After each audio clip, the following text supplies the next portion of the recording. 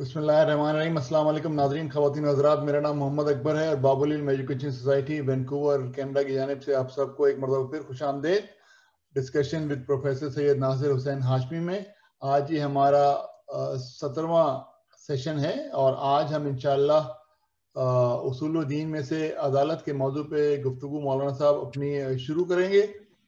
और आज हमने कोशिश ये करी कि हम थोड़े से स्लाइड्स भी दिखाएं, साथ साथ जो मौजूआत के जो अहम नुकात हैं वो स्लाइड्स भी हम दिखाएंगे। और अगर आपके कोई सवालात हों अदालत के मुतालिक या अदल के मुतालिक तो आप बेशक कर सकते हैं, और अगर दीगर सवाल हैं किसी और मौजू पे तो वो हम इंशाल्लाह आखिर में अपने मुतफरक सवालात के सेशन में कर लेंगे। तो मज़ीद कुछ वक्त ज़ाय के बगैर मैं मौलाना साहब से गुजारिश करूंगा कि अपनी गुफ्तगू का आगाज करें। और अस्सलाम वालेकुम मौलाना साहब। वालेकुम अस्सलाम। औज़ु बिल्लाहि मिनश शैतानिर रजीम। बिस्मिल्लाहिर रहमानिर रहीम। अल्हम्दुलिल्लाहि रब्बिल आलमीन वस्सलातु वस्सलामु अला अशरफिल अंबिया'i वल मुरसलीन खातमुन नबिय्यीन रहमतुल लिल आलमीन अबुल कासिम मोहम्मद व बिस्मिल्लाहिर रहमानिर रहीम। तम्मत कलिमतु रब्बिका सिद्क़न व अदला। सामीन गिरामी, जैसा कि आप वाकिफ़ हैं कि अक़ीदा तौहीद के ऊपर हमारी गुफ्तगू गुज़िश्ता नशिस्त में अल्हम्दुलिल्लाह मुकम्मल हो गई थी, और तौहीद के बाद हम उसूल दीन की बात करते हैं और 5 उसूल दीन हमारे सामने आते हैं।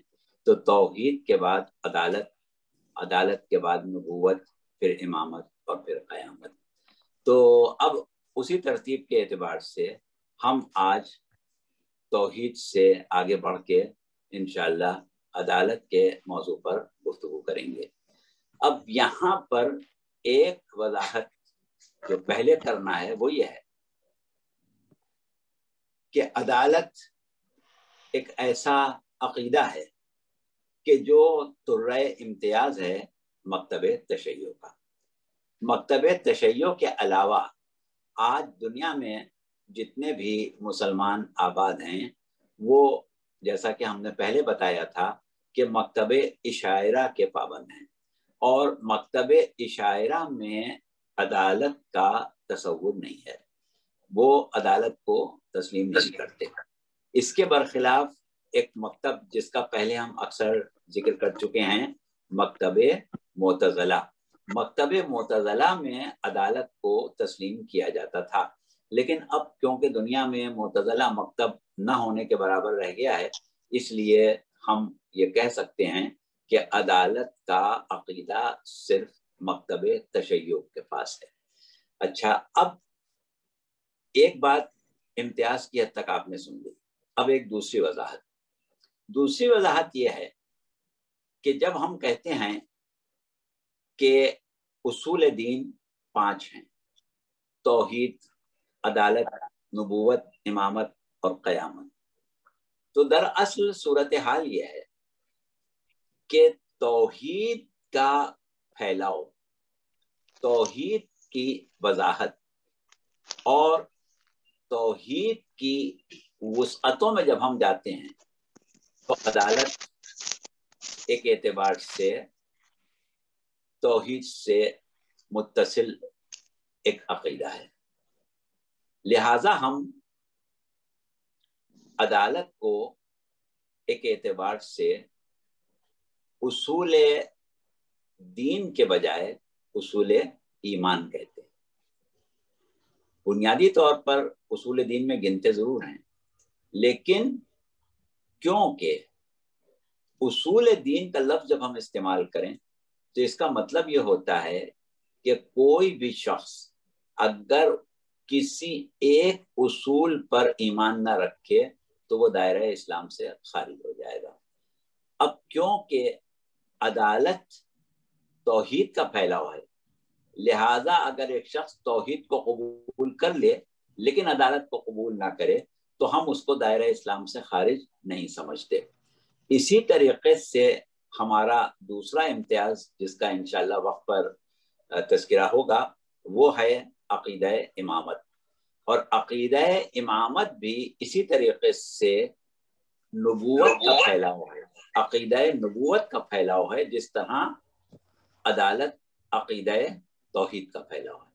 تو کیونکہ امامت عقیدہ نبوت سے متصل ہے اور عدالت عقیدہ توحید سے متصل ہے، لہذا ہم ان دونوں کو اصول ایمان کہتے ہیں، اصول دین نہیں کہتے، تاکہ وہ لوگ کہ جو اس کو تسلیم نہیں کرتے ان کو دائرہ اسلام سے خارج نہ سمجھا جائے۔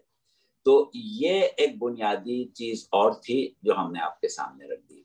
اچھا، اب جب یہاں تک بات پہنچتی ہے تو فوراً ذہنوں میں یہ خیال پیدا ہوتا ہے کہ دین میں اور ایمان میں کیا فرق ہے؟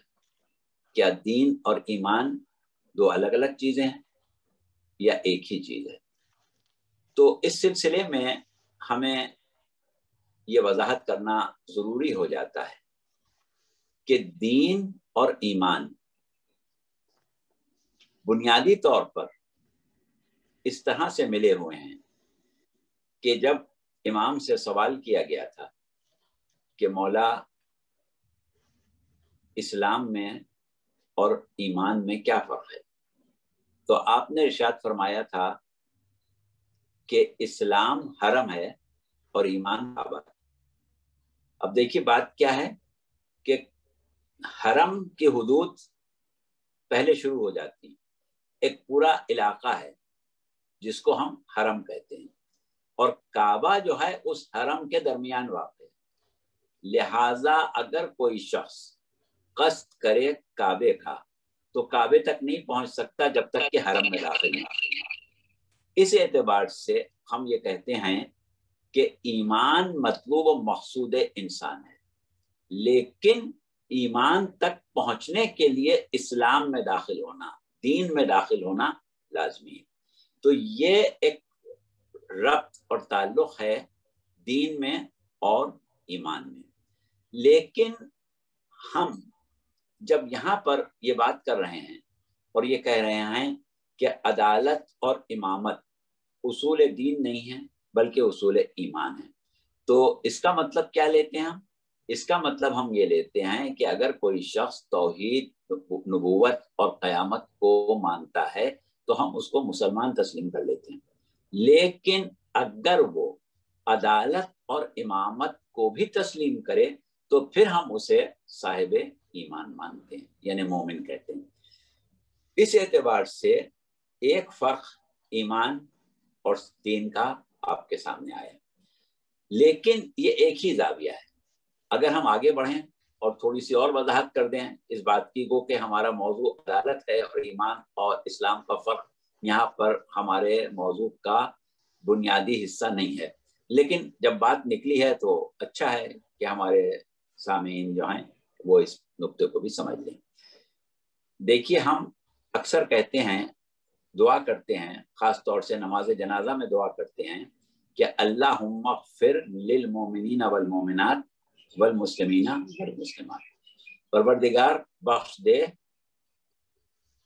مومنوں کو اور مومنات کو، اور بخش دے مسلمانوں کو اور مسلمان خواتین کو۔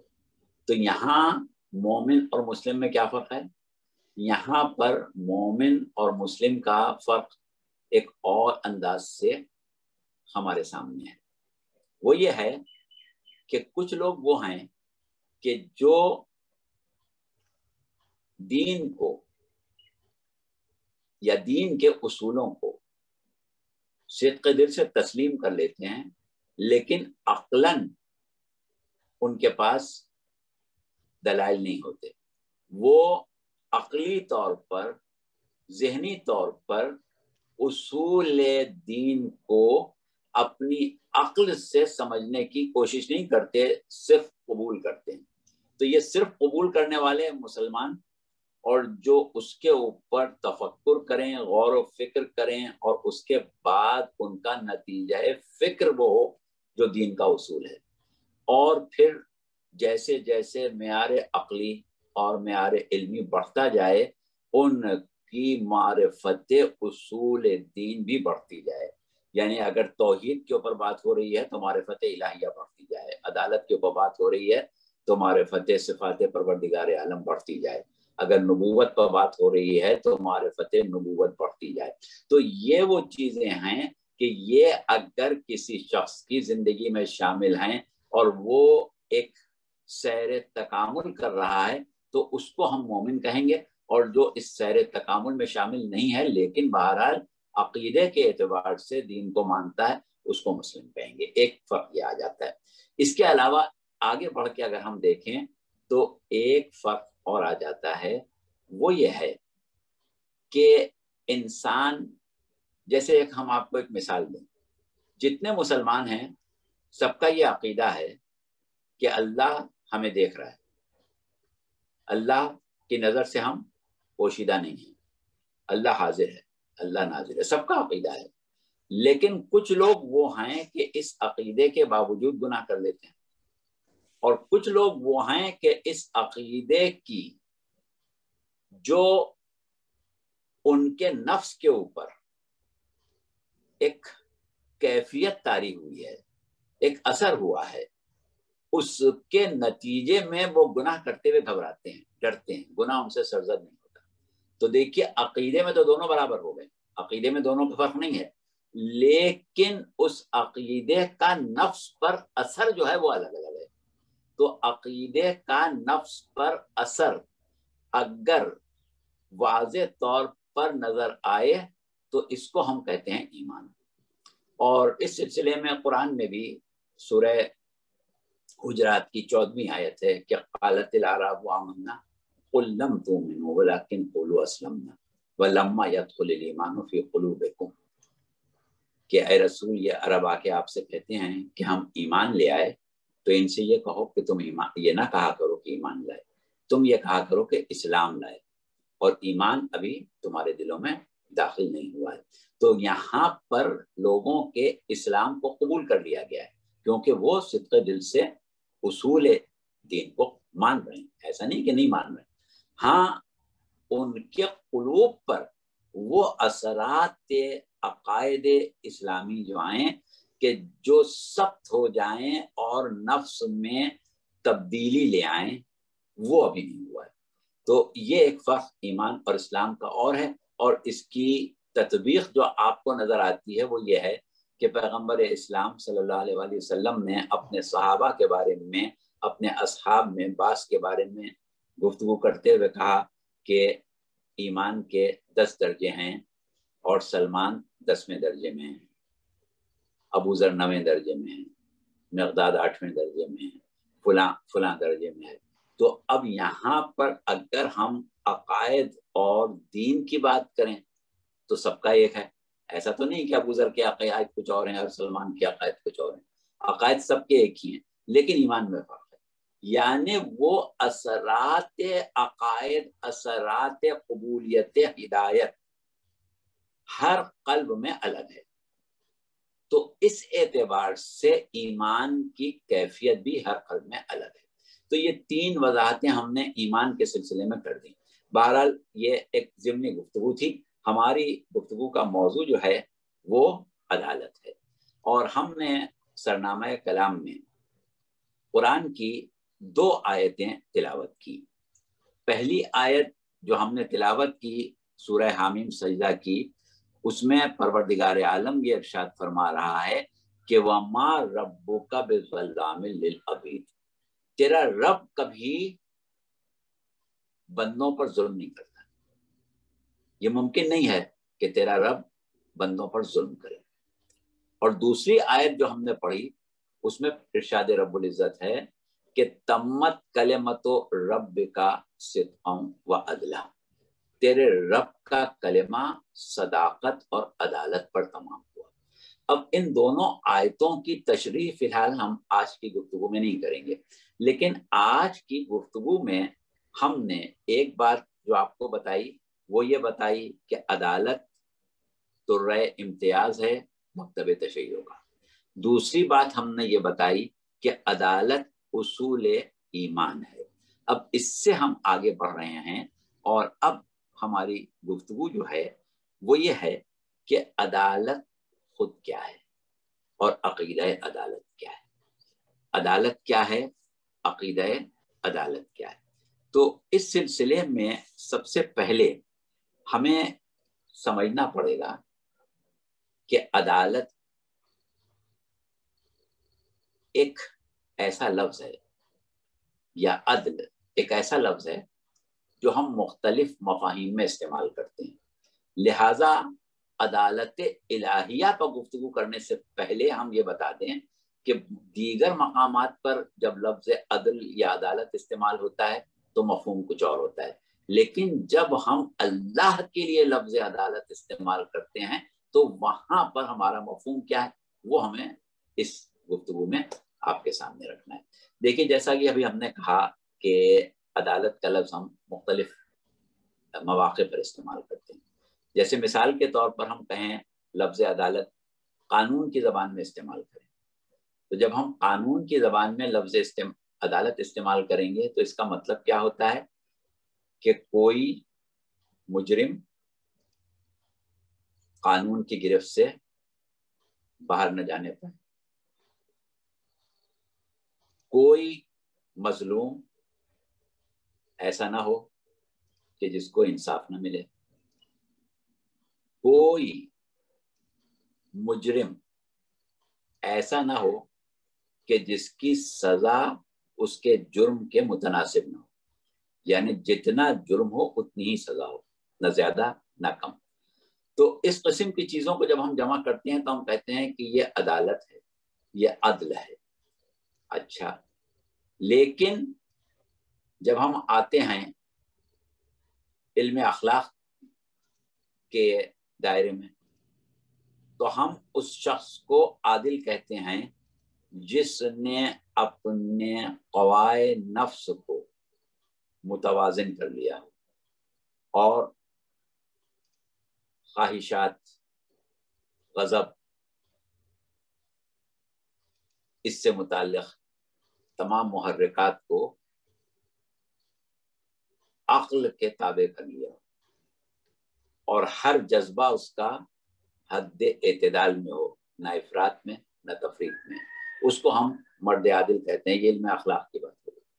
लेकिन इल्म शरीयत में आप अक्सर सुनते हैं कि भाई हम उसके पीछे नमाज नहीं पढ़ेंगे, वो आदिल नहीं। वहां आदिल से हमारी क्या मुराद होती है? वहां आदिल से हमारी मुराद ये होती है कि वो शख्स के जो अपने नामाए आमाल को गुनाह से पाक रखे, यानी या तो गुनाह करे ही नहीं, और अगर उससे गुनाह सरजद हो तो माफी में और तौबा में देर न करे और नामाए आमाल से गुनाह को मिटवा दे। यह है अदालत की एक शरई तारीफ। अलबत्ता अभी जो हमने मिसाल दी आदिल के पीछे नमाज पढ़ने की, वो उसमें थोड़ी और लचक है कि एक ऐसा शख्स कि जिसके गुनाह से उसके गिरदोनवा के लोग वाकिफ ना हो, उसको हम मर्द आदिल समझ लेते हैं और उसके पीछे नमाज पढ़ लेते हैं। तो ये तमाम जो तारीफें अदालत की हैं ये माशरती तारीफें। तौहीदी तारीफ अदालत की क्या है? तौहीदी तारीफ अदालत की समझने के लिए हमें इसकी जिद से समझना पड़ेगा कि अदल की जिद क्या है। अदल की जिद है जुल्म। तो जहां जुल्म का शायबा होगा वहां अदल नहीं होगा, और जहां जुल्म नाम की कोई चीज ना हो वहां अदल हो। ये तो समझाने की बात है, लेकिन मसला यह कि खुद अदल क्या है। देखिए, हम अदल को समझने के लिए अदल के दो पहलुओं की तरफ तवज्जो देते हैं। एक अदल या अदालत आलम तकवीन में, और एक अदल या अदालत आलम तशरीह में। आलम तकवीन में अदालत का जहां तक ताल्लुक है वो इतनी वाज़ेह और खुली हुई है कि कोई उससे इनकार नहीं कर सकता। तौहीद की नशिस्तों में ہم نے بڑی تفصیل سے تذکرہ کیا تھا کائنات کے نظام کی صحت کا، یعنی ایکوریسی کا، کہ نظام کائنات جس میں اربوں خربوں سیارے، ستارے، سورج، چاند موجود ہیں، جس میں بہت سی کہکشائیں ہیں، جس میں بہت سے نظام ہائے شمسی ہیں، ان کی جو صحت ہے، جو ایکوریسی ہے، وہ اتنی زیادہ ہے کہ ماہرین علم حیات صدیوں کے حساب اس پر لگا لیتے ہیں اس اطمینان کے ساتھ کہ کہیں ذرہ برابر فرق نہیں آئے گا۔ تو اب اس کی تفصیل میں تو ہم آج نہیں جائیں گے کہ تکرار ہو جائے گی، کیونکہ ایک تو آپ لوگ خود علم حیات سے، کاسمولوجی سے واقف ہیں، اور دوسری چیز یہ ہے کہ توحید کی نشستوں میں اس کا ذکر بھی ہو چکا۔ لیکن اس سے تھوڑا سا آگے بڑھ، ہم مخلوقات کو جب دیکھتے ہیں تو ہم یہ دیکھتے ہیں کہ پروردگار عالم نے ہر شے کو بہترین انداز میں خلق کیا۔ جہاں تک انسان کا تعلق ہے، لقد خلقنا الانسان فی احسن تقویم کا لفظ استعمال کیا ہے، بہترین انداز میں انسان کو خلق کیا۔ لیکن ربنا الذی اعطی کل شیء خلقہ ثم ہدی، پروردگار عالم نے ہر شے کو بہترین انداز میں خلق کیا ہے۔ اور یہ گفتگو ہم توحید کے کسی درس میں کہہ بھی چکے ہیں کہ مخلوقات پروردگار عالم کامل ہوتی ہیں اور اس کے بعد متناسب ہوتی ہیں۔ اس سے آگے آپ اور بڑھیں کہ وہ صورت تخلیق، وہ کیفیت تخلیق پروردگار عالم ہر مخلوق کو عطا کرتا ہے جس سے بہتر ممکن نہیں۔ یعنی اللہ بہترین کے معیار سے اتر کے بہتر پہ بھی نہیں آتا، بہترین پر ہی رہتا ہے۔ اس کی بہت سی مثالیں ہیں۔ ہم اپنے مطمع نظر کو سمجھانے کے لیے مثال کے طور پر آپ کو ایک معاملے میں متوجہ کریں۔ جیسے اللہ نے ہمارا جسم خلق کیا ہے، ہمارے اعضاء و جوارح خلق کی، کانوں کی جگہ کان بنائے، آنکھوں کی جگہ آنکھیں بنائیں، ناک کی جگہ ناک بنائے۔ اگر تھوڑی دیر کے لیے ہم سے یہ کہا جائے یا آپ سے یہ کہا جائے کہ بھئی پروردگار عالم نے آپ کو یہ پیغام بھیجا ہے کہ میں نے تمہاری آنکھیں تمہارے جسم کے ایک خاص مقام پر قرار دے دی تھی، آج میں تمہیں یہ اختیار دے رہا ہوں کہ اگر تم چاہو تو اس کی جگہ تبدیل کروا لو، جہاں کہو وہاں لگا دوں۔ اب آپ غور کریں کہ جہاں پر آپ کی آنکھیں ہیں پورے جسم میں اس سے بہتر کوئی جگہ ہے جہاں آپ آنکھیں لگوا لیں؟ آپ جتنا بھی غور کریں آخر کار اسی نتیجے پر پہنچیں گے کہ جہاں ہیں اس سے بہتر کوئی جگہ ہے۔ یہ ایک مثال ہم نے دیا۔ اسی طرح مخلوقات کی حیات وجود، مخلوقات کا مقصد وجود، مخلوقات کی وہ تمام صفات کہ جن کے ساتھ ان کو خلق کیا گیا ہے، وہ فطرتیں، وہ جبلتیں جن پر ان کو خلق کر کے وجود بخشا گیا ہے، اگر ہم ان کے اوپر غور کریں تو ہم یہ دیکھتے ہیں کہ اس معیار سے بہتر کوئی معیار ہو ہی نہیں سکتا تھا۔ اس میں ہم کوئی تصحیح نہیں کر سکتے، اس کو اس سے بہتر انداز میں پیش نہیں کر سکتے۔ تو اب اگر ہم آپ سے یہ سوال کریں کہ پروردگار عالم میں کیا یہ قدرت نہیں تھی کہ وہ اس معیار سے نیچے آ جاتا، اس معیار اعلیٰ ترین سے کم معیار کے اوپر مخلوق کی تخلیق کر دیتا؟ تو آپ کہیں گے بالکل تھی، چاہتا تو کر سکتا تھا۔ تو اب ہمارا سوال یہ ہوگا کہ پھر وہ کون سی بات ہے، وہ کون سی قوت تھی، وہ کون سی شے تھی کہ جس کی وجہ سے پروردگار عالم نے اپنے آپ کو بہترین کے معیار سے نیچے نہیں آنے دیا؟ تو فوراً ہی ہمارے ذہن میں یہ سوال آئے گا اور یہ جواب بھی اس کا آ جائے گا کہ کوئی بیرونی طاقت اللہ کو مجبور نہیں کر سکتی۔ نہ کوئی بیرونی طاقت اللہ پر اثر انداز ہو سکتی ہے، نہ کوئی بیرونی طاقت اللہ کو مشورہ دے سکتی ہے. تو پھر وہ کون سی شے ہے جو اللہ کو بہترین سے بہتر تک نہیں آنے دیتی، بہترین پر ہی رکھتی ہے؟ اس کو ہم کہتے ہیں اس کی صفت عدالت. یہ اس کی صفت عدالت ہے کہ وہ بہترین سے نیچے آتے ہی نہیں.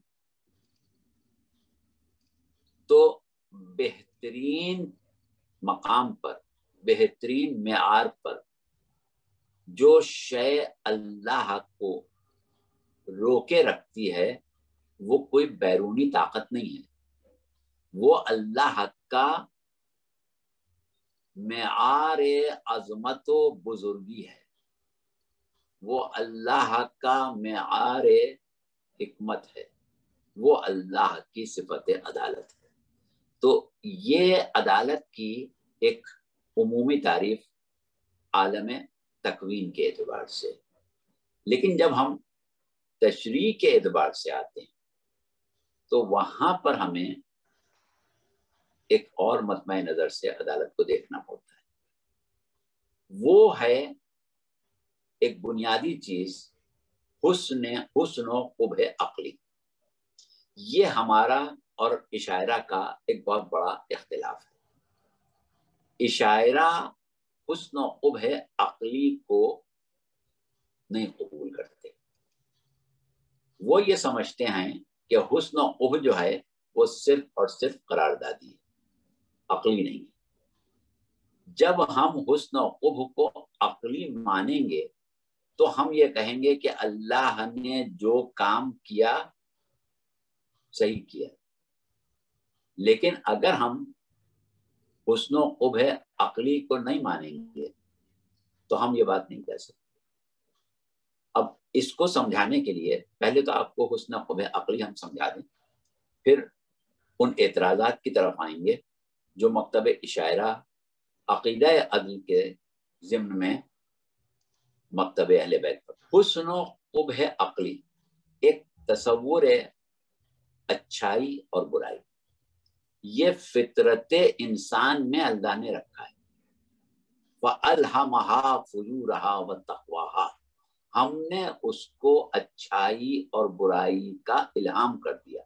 یعنی اچھائیوں کو وہ اچھائی سمجھتا ہے اور برائیوں کو برائی سمجھتا ہے. تو اس کو ہم کہتے ہیں حسن و قبح عقلی. یعنی اگر ہم کہیں کہ صداقت اچھی چیز ہے تو یہ حسن عقلی ہے. اگر ہم کہیں کہ ظلم بری چیز ہے تو یہ قبح عقلی ہے. لیکن اگر وہ چیزیں کہ جن میں عقلاً کوئی خوبی یا کوئی خرابی نہیں ہے لیکن کسی معاشرے نے اس کو اچھا یا برا قرار دے دیا، جیسے مثال کے طور پر اگر آپ اپنے معاشرے میں، آپ کے یہاں تو خیر سردی ہوتی ہے، ضرورت نہیں ہوگی، جیسے ہمارے گرم علاقوں میں ہم ایک مرتبہ نیکر پہن کے اور بغیر جوتے اور موزوں کے، چپل پہن کے، سلیپر پہن کے کسی تقریب میں چلے جائیں تو عقلاً تو اس میں کوئی برائی نہیں ہے، لیکن قراردادی طور پر یہ برا ہے. معاشرے میں اس بات کو اچھا نہیں سمجھا جائے گا. اسی طرح ہر معاشرے میں بعض چیزیں ایسی ہوتی ہیں جن کو برا سمجھا جاتا ہے. کہیں پیر پھیلا کے بیٹھنا برا سمجھا جا رہا ہے، کہیں اور کوئی چیز بری سمجھی جا رہی ہے. تو وہ جو برا سمجھا جا رہا ہے وہ قراردادی ہے، اس میں عقلاً کوئی برائی نہیں. لیکن ایک برائی وہ ہوتی ہے جو عقلاً بری ہوتی ہے، ایک خوبی وہ ہوتی ہے جو عقلاً اچھی ہوتی ہے. یعنی اس میں عقلی اور فطری طور پر خوبی ہے، یہ نہیں کہ ہم نے اس کو برا قرار دے دیا. اچھا، اب ہمارے ہاں مسئلہ یہ ہے کہ ہم کہتے ہیں کہ حسن و قبح جو ہے وہ عقلی ہے، یعنی اچھائی اور برائی عقلی ہے. اور جب اچھائی اور برائی عقلی ہے تو پروردگار عالم کی عدالت کا تقاضا یہ ہے کہ کسی بری شے کا حکم نہ دے اور کسی اچھی شے سے منع نہ کرے۔ اشاعرہ کا نظریہ اس معاملے میں الگ ہے۔ وہ کہتے ہیں کہ اللہ کے لیے نہ کوئی اچھائی ہے نہ کوئی برائی ہے، نہ اللہ کو کسی کو جواب دینا ہے، نہ اللہ کے عمل پر کوئی انگلی اٹھا سکتا ہے، وہ جو چاہے کرے۔ اب جو اللہ کرے، جو اللہ کا فعل ہے بس ٹھیک ہے، اللہ کا فعل ہے، اچھا ہے۔ اور دوسری بات کو یہ کہتے ہیں کہ اچھائی اور برائی کا تعلق تو شریعت سے ہے کہ بھئی شریعت نے شراب کو برا قرار دیا، شریعت نے جھوٹ کو برا قرار دیا، شریعت نے کسی چیز کو برا قرار دیا یا شریعت نے کسی چیز کو اچھا قرار دیا، تو اللہ کوئی شریعت کا پابند تھوڑی ہے جو اللہ کے لیے اچھائی اور برائی ہے، لہذا اللہ جو چاہے کر سکتا ہے۔ دوسرا اعتراض ان کا یہ ہے کہ جب ایک مکتب تشیع سے گفتگو کرنے والا یہ کہتا ہے کہ اللہ عادل ہے، وہ ظلم نہیں کر سکتا، تو ان کا اعتراض یہ ہوتا ہے کہ اس کا مطلب آپ اللہ کو قادر مطلق نہیں مانتے، اللہ تو جو چاہے کر سکتا ہے، یہ کیا بات ہوئی ظلم نہیں کر سکتا؟ اس کو کس نے روکا ہے ظلم کرنے سے؟ چاہے تو ظلم کرے۔ تو یہاں پر ہماری وضاحت یہ ہوتی ہے کہ جیسے ایک اعلیٰ ظرف انسان یہ کہے کہ میں جھوٹ نہیں بول سکتا، ایک اعلیٰ ظرف انسان یہ کہے کہ میں دھوکہ نہیں دے سکتا، ایک اعلیٰ ظرف انسان یہ کہے کہ میں رشوت نہیں دے سکتا، ایک اعلیٰ ظرف انسان یہ کہے کہ میں حرام نہیں کھا سکتا، تو اس کا مطلب کیا یہ ہے کہ اس میں قدرت نہیں ہے، اس میں طاقت نہیں کہ وہ حرام کھا لے، اس میں طاقت نہیں ہے کہ وہ جھوٹ بولے، اس میں طاقت نہیں ہے، قدرت نہیں ہے کہ وہ برائی کو انجام دے؟ ایسا نہیں ہے۔ جب وہ یہ کہتا ہے کہ میں جھوٹ نہیں بول سکتا، میں ظلم نہیں کر سکتا، میں دھوکہ نہیں دے سکتا، تو نہیں دے سکنے میں جس مجبوری کی طرف وہ اشارہ کر رہا ہے وہ قدرت کے نہ ہونے کی مجبوری نہیں ہے، وہ اس کی اعلیٰ ظرفی کی مجبوری ہے۔ سبحان اللہ، سبحان اللہ، کہ اس کی اعلیٰ ظرفی یہ نہیں گوارا کر سکتی کہ وہ یہ برا کام کر لے۔ تو بس اسی طرح پروردگار عالم کی عظمت، اس کی بزرگی، اس کی کبریائی، اس کی بڑائی، اس کی ذات کا بے عیب ہونا اس بات کا متقاضی ہے کہ وہ ظلم نہ کرے، وہ کوئی برائی نہ کرے، وہ کوئی غلط بات کا حکم نہ دے، وہ کسی اچھی بات سے نہ روکے۔ تو یہ ہے ہمارے پاس تصور عدالت الہیہ۔ اب جب ہم کہتے ہیں کہ ہم اللہ کو عادل مانتے ہیں تو وہاں ہماری مراد یہ ہوتی ہے کہ جس طرح ذات باری تعالیٰ اپنی ذات میں بے عیب ہے، اسی طرح اپنے افعال میں بھی بے عیب ہے۔ اس کا کوئی عمل ایسا نہیں ہے کہ جو کسی اعتبار سے عیب کے زمرے میں آئے۔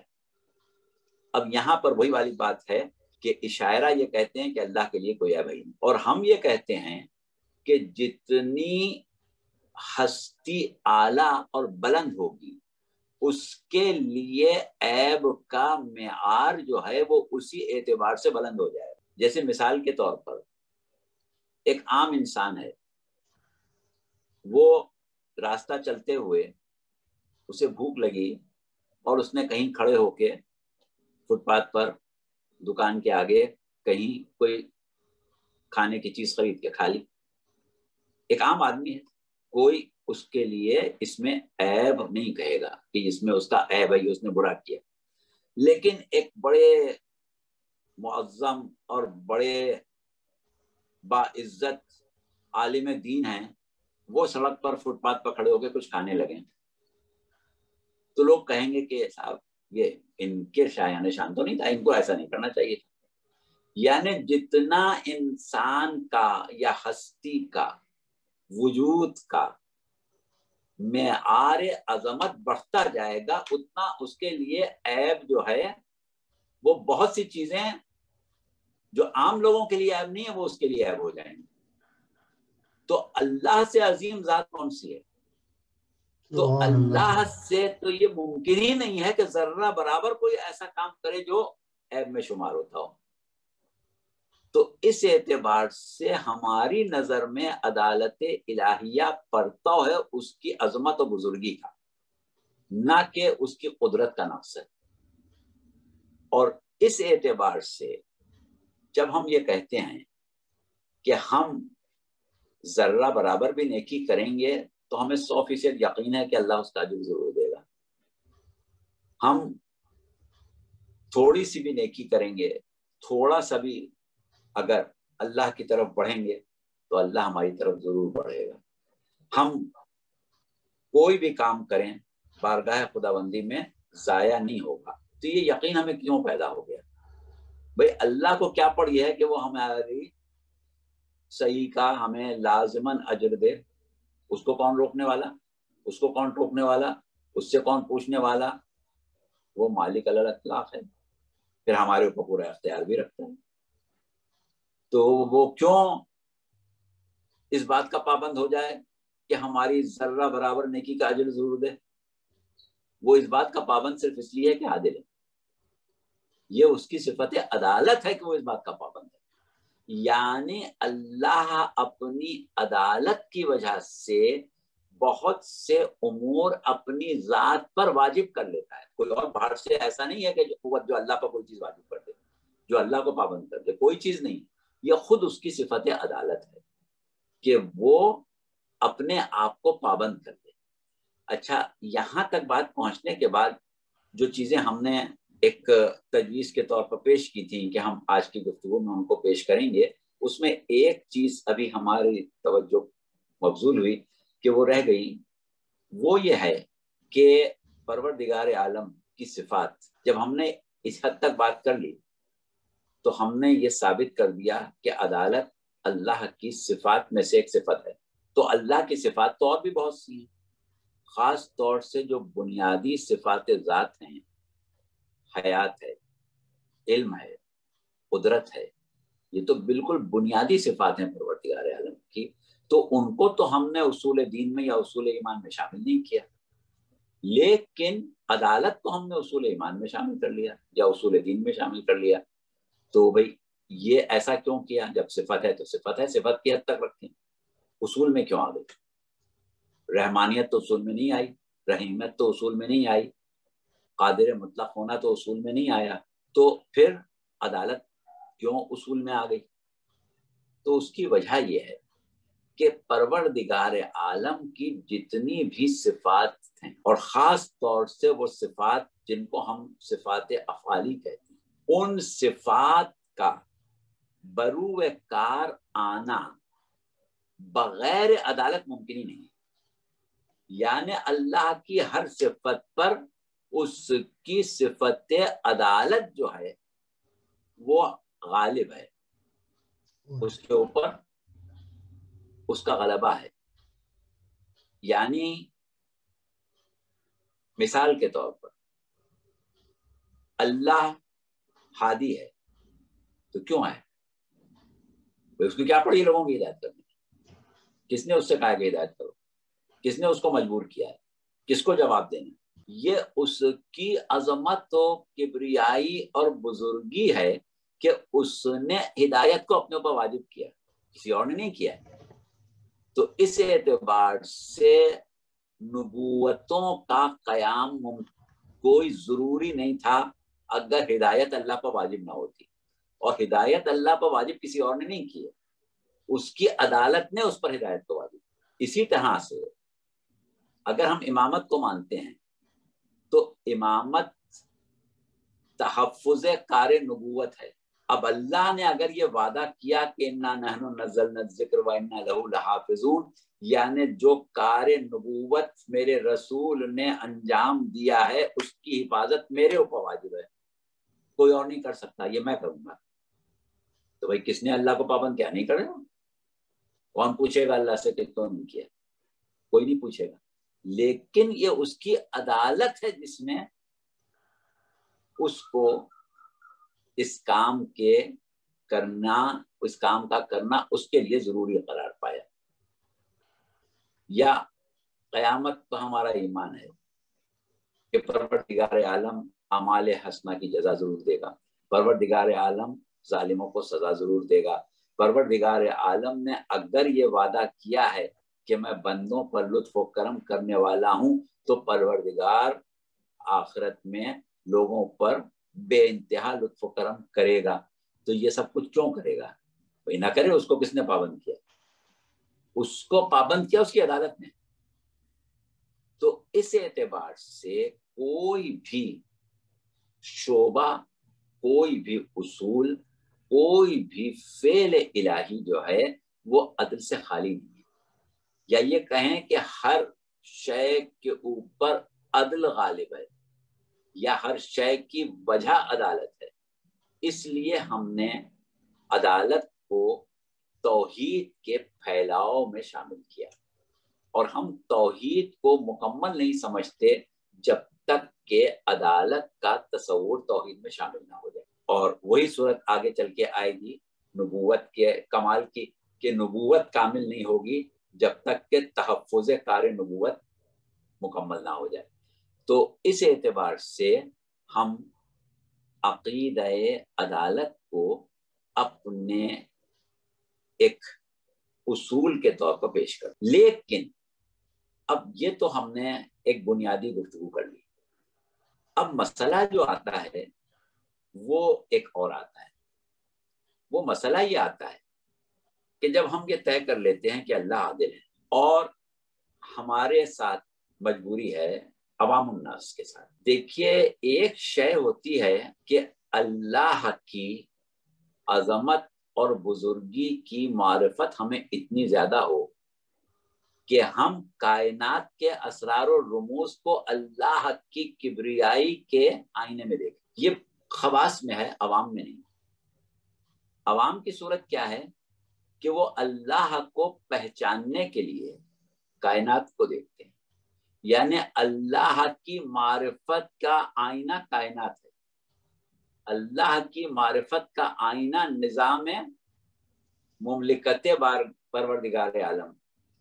अब जब वो मजबूर हैं कि अल्लाह को उसकी मखलूक़ात से पहचाने, तो जहां कहीं उनको अपनी अक्ल के मुताबिक कोई कमी बेशी, कोई एरर नजर आता है, वहां वो परेशान हो जाते हैं कि साहब ये क्यों, अल्लाह तो आदिल है, ये क्यों, अल्लाह तो आदिल है, ये क्यों, अल्लाह तो आदिल है, ये क्यों। वो शुकूक और शुबहात हमारे यहाँ आम हैं और उसके ऊपर इंशाल्लाह हम गुफ्तगू करेंगे। हमारा इरादा आज ही करने का था, लेकिन अंदेशा था पहले भी हमें कि शायद हमारी गुफ्तगू लंबी ना हो जाए, और अब हमें ऐसा महसूस हो रहा है कि शायद हमारी गुफ्तगू इतनी हो गई है कि अब हम इन मसाइल को आज शायद ना छेड़ सकें।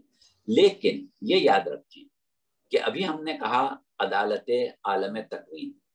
अदालत आलम तकवीन के लिए हम आलम तकवीन के नज़्म ज़ब्त के जरिए अल्लाह को आदिल मानने जा रहे हैं। लेकिन अगर कोई शख्स हकीकत में मारिफत खुदाबंदी रखता है तो वो क्या कहेगा?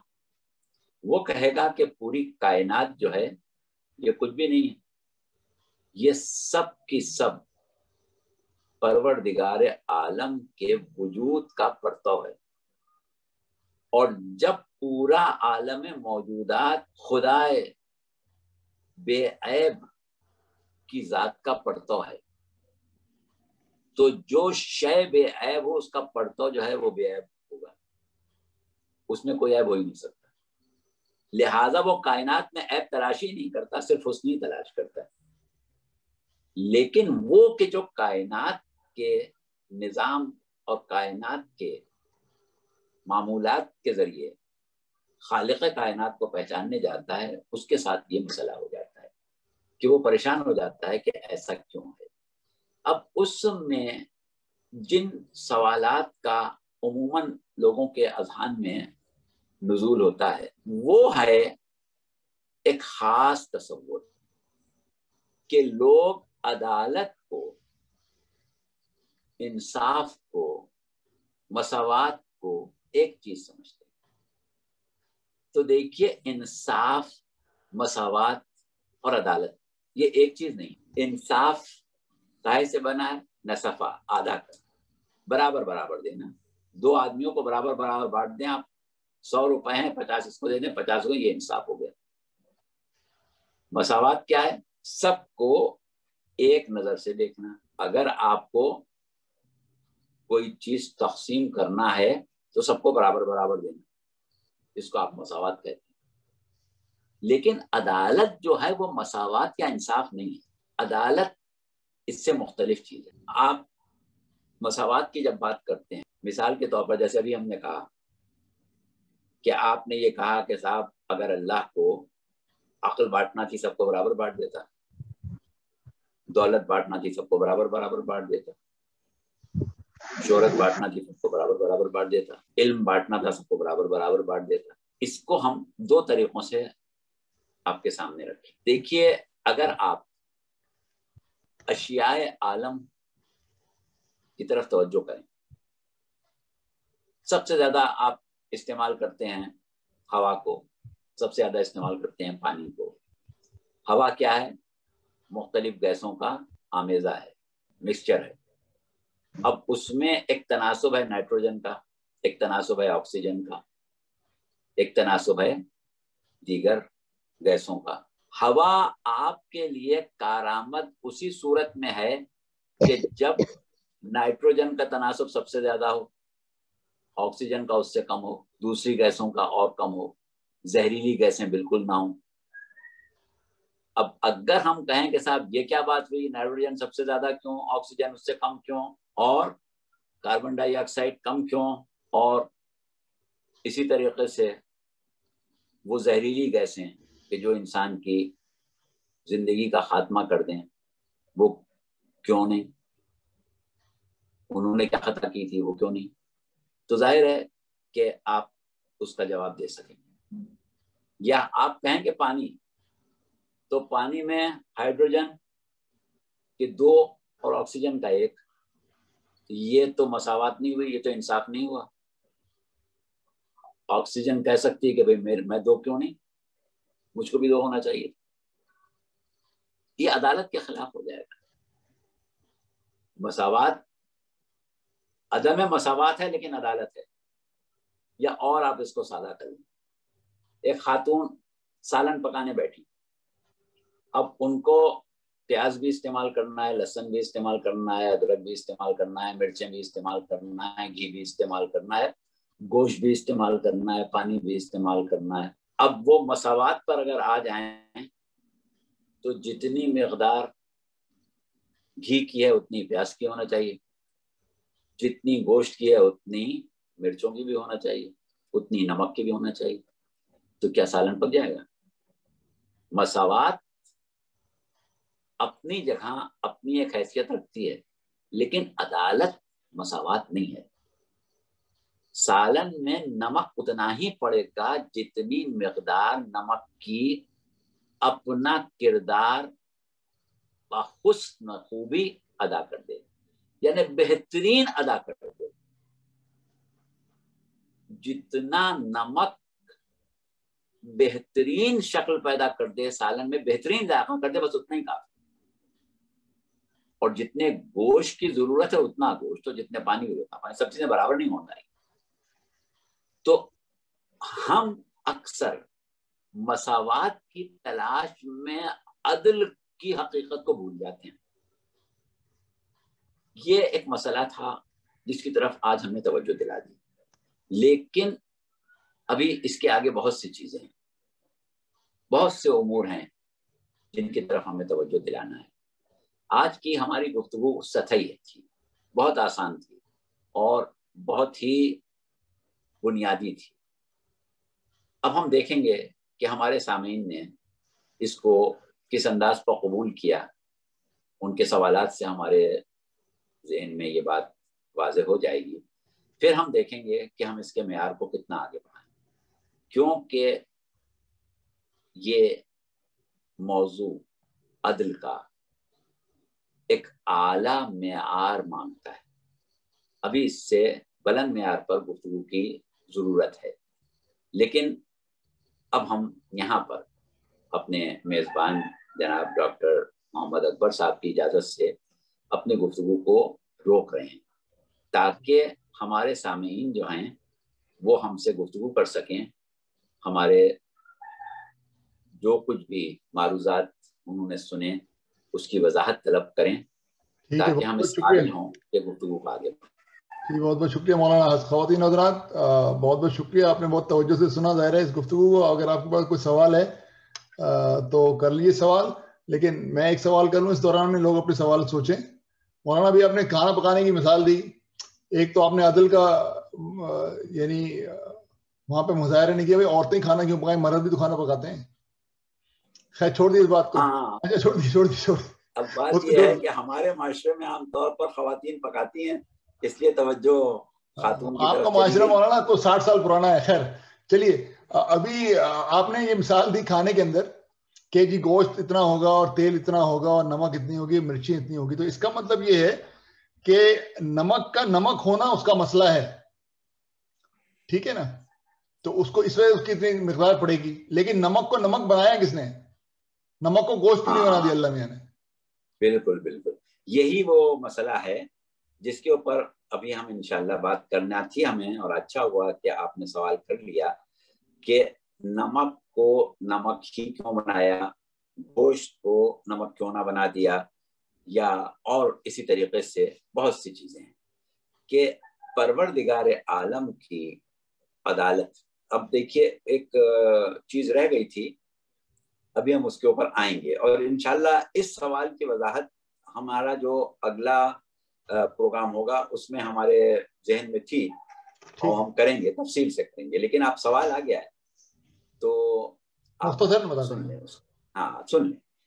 دیکھیے ہم ایک لفظ استعمال کرتے ہیں، اور قرآن میں بھی بار بار آیا ہے لفظ حکیم اللہ کے لیے، کہ اللہ حکیم ہے، صاحب حکمت ہے. تو اللہ کا حکیم ہونا کیا ہے، اللہ کا صاحب حکمت ہونا کیا ہے؟ ہم یہ نہیں کہتے کہ حکمت ہی عدالت ہے، لیکن یہ ضرور کہتے ہیں کہ حکمت بھی دائرہ عدالت میں ہی آتی ہے. یعنی اللہ کا حکیم ہونا بھی اس کے دائرہ عدالت میں ہی آتا ہے. اچھا، اب ہم جب یہ کہتے ہیں کہ نمک کیوں ہے، شکر کیوں نہیں ہے، کہ اللہ چاہتا تو نمک کو شکر بنا دیتا. تو اب ہم اس کو دو پہلوؤں سے دیکھتے ہیں. پہلی چیز جو ہے وہ تو یہی ہے کہ ایک مجموعی نظام کائنات کے مجموعی نظام میں بہت سے کرداروں کی ضرورت تھی. یعنی یہ نہیں ہو سکتا تھا کہ ہر ستارہ سورج ہوتا، یہ نہیں ہو سکتا تھا کہ ہر سیارہ چاند ہوتا، یہ نہیں ہو سکتا تھا کہ ہر پہاڑ سمندر ہوتا، یہ نہیں ہو سکتا تھا کہ ہر سمندر جزیرہ ہوتا. یعنی پوری کائنات کی تشکیل کے لیے حکمت کے ساتھ کچھ کردار تھے، اور ہر کردار اپنی جگہ اپنی اہمیت رکھتا ہے.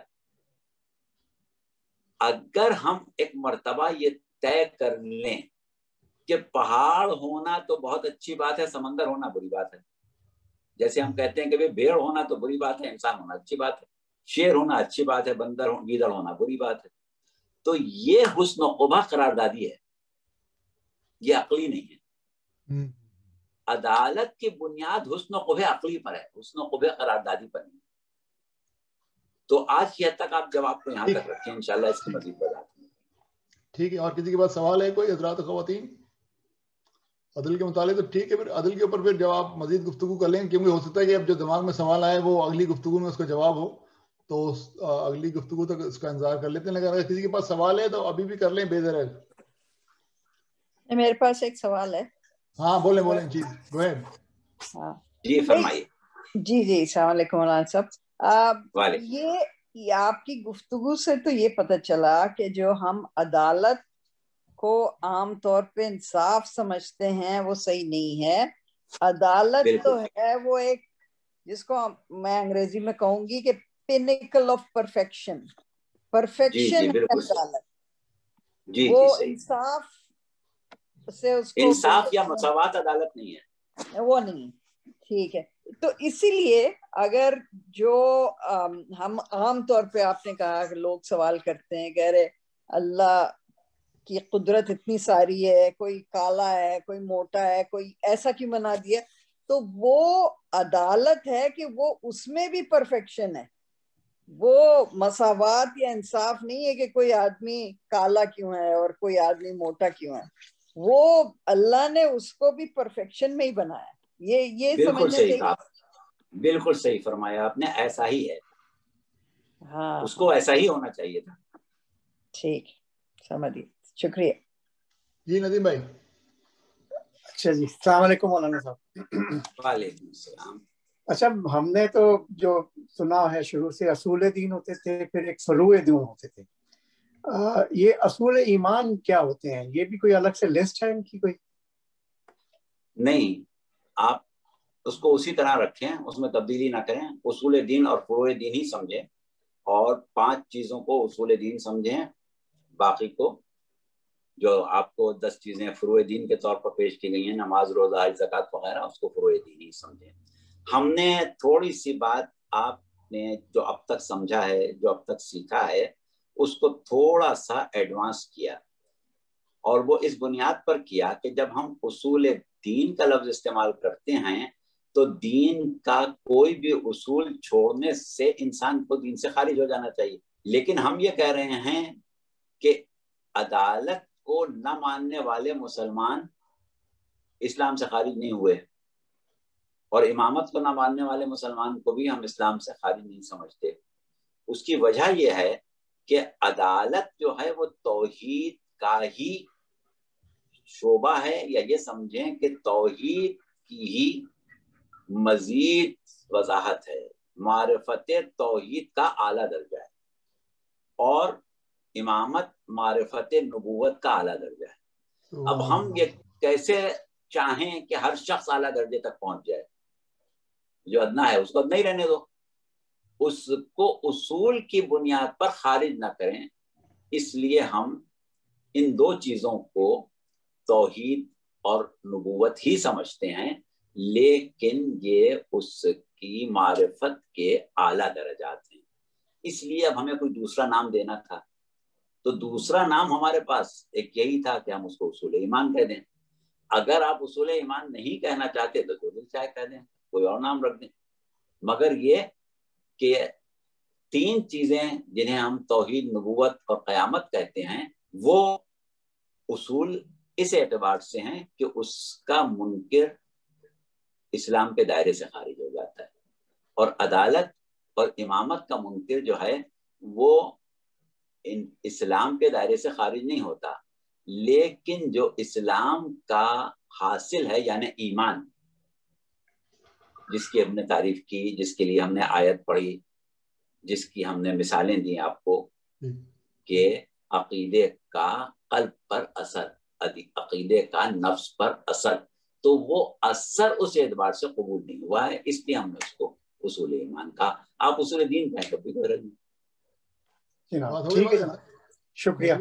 بات جی. اچھا، تو مولانا جو میں سمجھا ہوں وہ یہ کہ شیعوں کے اصول ایمان ہیں اور غیر شیعوں کے اصول دین ہیں. نہیں، بات یہ ہے کہ اصول دین تو اپنی جگہ ہیں شیعوں کے یہاں بھی. اب اصول دین میں توحید کو ہم سرسری نہیں لیتے، اس کی گہرائی میں جاتے ہیں، اس کی وسعتوں میں جاتے ہیں، اس کی معرفت کے درجات میں جاتے ہیں. تو اس لیے ہم عدالت تک پہنچ جاتے ہیں. اسی طرح نبوت کو ہم سرسری نہیں لیتے.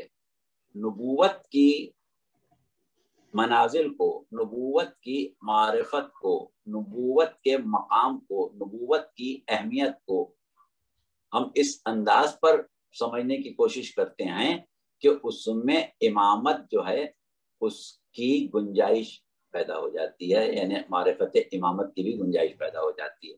اگر ہم نبوت کو اس معیار تک نہ لے جائیں تو ضرورت نہیں پڑے گی. اچھا پھر ایک منٹ ادھر بالکل میں کلیئر کرنا چاہ رہا ہوں. تو اس کا مطلب یہ ہے کہ جو اہل تشیع کا جو عقیدہ ہے اس کے اندر اصول دین اور اصول ایمان ایک ہی ہے, لیکن اہل سنت کے یہاں اصول دین الگ ہے اور اصول ایمان ان کے ہے ہی نہیں, کیونکہ وہ تو نبوت اس کو اصول ایمان ہے عدل کو مانتے ہیں. بالکل, اسی لیے ہم ان کو غیر مومن کہتے ہیں, اپنے آپ کو مومن کہتے ہیں. اچھا یعنی بعض کہ لوگ وہ سمجھتے ہیں کہ بھائی یہ کیوں آپ شیعوں کو مومن کیوں کہہ رہے ہیں, وہ بھی تو نماز نہیں پڑھتا, آپ اس کو مومن کہہ رہے ہیں, وہ تو روزہ نہیں رکھتا, آپ اس کو مومن. تو بات یہ ہے کہ ہم اس کو متقی پرہیزگار عبادت گزار نہیں کہہ رہے ہیں, مومن کہہ رہے ہیں, یعنی اصول ایمان پر اصول ایمان پہ جو رکھا. صحیح ہے, ٹھیک ہے ٹھیک ہے ٹھیک ہے. تو اہل سنت والجماعت ہمارے بھائی جو ہیں وہ بے دین وہ مسلمان دائرہ ہیں, اسلام میں ہیں, ہم ان کو مسلمان ہی مانتے ہیں, ان کو تو غیر مسلم نہیں کہیں گے. وہ بے دین مسلمان ہیں, اس کا مطلب ہے یعنی بے دین نہیں کہیں گے ہم ان کو. دین مطلب دین تو ہے ان کے پاس, دین کی یعنی توحید اور نبوت کی معرفت کے وہ اعلیٰ درجات جہاں تک ہم پہنچتے ہیں وہاں تک وہاں پہنچتے ہیں. ٹھیک ہے ٹھیک ہے ٹھیک ہے. اب واضح ہوئی بات. کسی کے بعد سوال ہے اور کوئی عدل کے متعلق یا عدل کے موضوع سے ہٹ کے بھی اگر کوئی سوال ہے تو آپ پوچھ لیجیے پلیز. السلام علیکم مولانا صاحب. وعلیکم السلام. اچھا لیکچر آپ نے بہت اچھی طرح ایکسپلین کیا عدالت کو, لیکن جہاں آ کے ہم اٹک جاتے ہیں وہ وہی حکمت اور عدالت کا جو آپ نے ایکسپلین کیا ہے کہ اتنی دنیا میں سفرنگ ہے, یہ وبا پھیلی, ملینز اس میں ختم ہو رہے ہیں, تو ہم بس یہ اپنے دل کو یہ سمجھا لیں کہ یہی اسی میں اس کی کوئی حکمت ہے. لیکن اس کے ساتھ ساتھ ایک تکلیف جو ہے, جو کہ ان کے رہ گئے, جن کے بچے ختم ہو رہے ہیں, ماں باپ ختم ہو رہے ہیں, اور وہ 70 ماہوں سے زیادہ چاہتا بھی ہے, تو بس اس کو جسٹیفائی کرنا, اس کو ریکنسائل کرنا, وہ ذرا ہمارے لیے مشکل ہوتا ہے. جی ہاں بالکل, ہمیں اندازہ ہے اور ہمارا یہ وعدہ بھی ہے کہ یہی وہ چیزیں ہیں کہ جن کی طرف ہم انشاءاللہ اگلی نشست میں تفصیل سے توجہ دیں گے. کیونکہ ہم نے ابھی ایک بات کہی کہ ہم مجبور ہیں کہ ہم معرفت پروردگار عالم کے لیے ذریعہ بناتے ہیں مخلوقات کو, کائنات کو, نظام کائنات کو. اب اس میں ہمیں کوئی اپنے حساب سے خرابی نظر آ جائے, اپنے حساب سے ایرر نظر آ جائے تو ہم پریشان ہو جاتے ہیں. تو اب سوال یہ ہے کہ جس کو ہم خرابی یا ہم ایرر کہہ رہے ہیں, آیا وہ خرابی وہ ایرر جو ہے وہ عدالت کے سے ٹکرا رہا ہے یا نہیں ٹکرا رہا ہے, اس پر انشاءاللہ گفتگو کریں گے. صحیح ٹھیک ہے. اور خضر کا واقعہ جو ہے اس کے اندر تو لگتا تھا موسیٰ کو کہ یہ تو بڑی گڑبڑ کر دی انہوں نے, سوراخ کر دیا کشتی کے اندر, لیکن بعد میں پتہ لگا کہ وہ تو گڑبڑ نہیں کری تھی انہوں نے, تو سوراخ کرنا ضروری, سوراخ نہ کرتے تو گڑبڑ تھی. وہی والی بات ہے کہ ہر انسان اپنے علم کی حد تک چیزوں کو سمجھتا ہے اور نتائج نکالتا ہے. صحیح بات. کیونکہ یہ جو بات آپ نے مثال دی, بہت اچھی مثال دی. جناب خضر نے جو جملہ کہا تھا اس کا اردو ترجمہ ہم کر دیں, حضرت موسیٰ سے وہ یہی کہا تھا کہ تم میرے ساتھ صبر نہیں کر سکو گے کیونکہ تم ان امور کا علم نہیں رکھتے. اس لیے نہیں کہ تم صبر کی طاقت نہیں رکھتے, تم صبر علم نہیں رکھتے, علم رکھتے ہوتے تو صبر کر لیتے. صحیح بات. تو اب مسئلہ یہی ہے کہ ہمارا علم ناقص ہے. ہم یہ سمجھتے ہیں کہ ہم نے مکمل علم حاصل کر لیا, حالانکہ ہماری حالت یہ ہے کہ صدیوں سے ہم علم طب میں ترقی کر رہے ہیں, اور آج ہم یہ سمجھتے ہیں کہ علم طب میں ہم نے بہت ترقی کر لی ہے, لیکن اس کے باوجود ہم یہ دعویٰ نہیں کر سکتے کہ ہم جسم انسانی کے ہر راز کو سمجھ چکے ہیں. صحیح بات. ابھی ہم پیچھے ہیں. تو جب ہم اپنے جسم کے رموز کو نہیں سمجھ سکے تو اسرار اور رموز کائنات کو ہم کہاں سمجھ لیں گے. سبحان اللہ سبحان اللہ. جی ساجد بھائی کیمرہ بھی کھول لیں اگر شیو کر رکھا ہے تو. جی انشاءاللہ اگلی دفعہ. اچھا السلام علیکم مولانا صاحب. وعلیکم.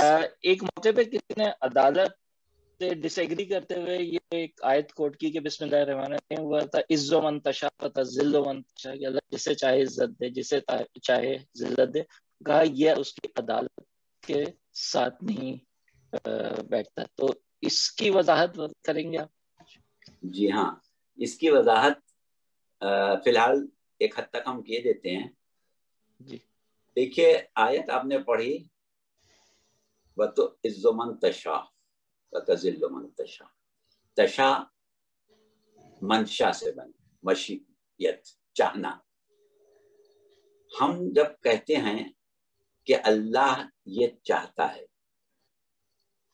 यहदी मन यशा, जिसकी चाहता है हिदायत करता है, ये भी तो वही बात आ गई ना कि भाई हमारी हिदायत करना नहीं चाह रहा है, आपकी चाह रहा है, क्यों नहीं चाह रहा है भाई?